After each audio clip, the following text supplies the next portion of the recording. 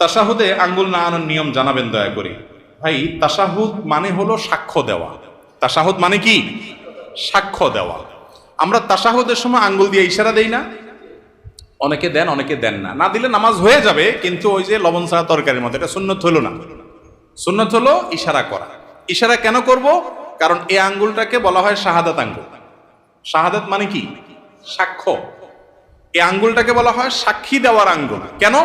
কারণ সাধারণত আদালতে, বিচারে, কোনো কিছুতে সাক্ষী দিতে হলে আঙ্গুলটা ব্যবহার হয়। অমুক এটা করেছে, অমুক এটা করেছে, এটা দেখায়া যে কোনো কিছুকে ফিক্স করা হয়। এই জন্য এটাকে সাক্ষী দেওয়ার আঙ্গুল বলা হয়।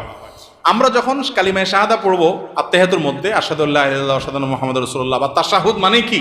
সাক্ষ্য দেওয়ার দোয়া বা সাক্ষ্য দেওয়ার বাক্য, কালিমা। এটা পাঠের সময় আমরা আঙ্গুল তুলে সাক্ষ্য দেব। মুখে সাক্ষ্য দিচ্ছি, আবার আঙ্গুল তুলেও কি দিচ্ছি? আমি সাক্ষ্য দিচ্ছি যে আল্লাহ ছাড়া কোনো সত্যিকারের কোনো মাবুদ নাই, মুহাম্মদ সাল্লাল্লাহু আলাইহি সাল্লাম আল্লাহর গোলাম এবং রাসূল। এই কথার কি দিচ্ছি? সাক্ষ্য দিচ্ছি। মুখে সাক্ষ্য দিচ্ছি, আবার আঙ্গুল তুলেও কি দিচ্ছি? সাক্ষ্য দিচ্ছি। এজন্য তাশাহুদের সময় আঙ্গুল তোলাটা কি?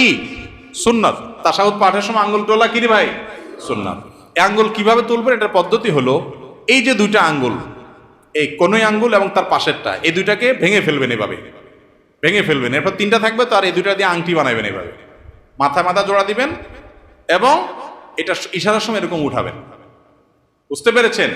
আবার আপনার তাশাহুদ পড়া শেষ বা বৈঠক শেষ, তখন আপনি কি করলেন? আবার এটাকে স্বাভাবিক করে ফেললেন। কথা বুঝতে পারছেন তো? অনেকে আবার বলে আশহাদু আল্লাহ ইলাহা ইল্লাল্লাহ করে উঠাইতে হবে। ওই টাইমে না হলে একটু এদিক সেদিক হলে ইমান চলে যাবে। ইমান এত সস্তা জিনিস, এটা ভুল ধারণা। বুঝতে পেরেছেন?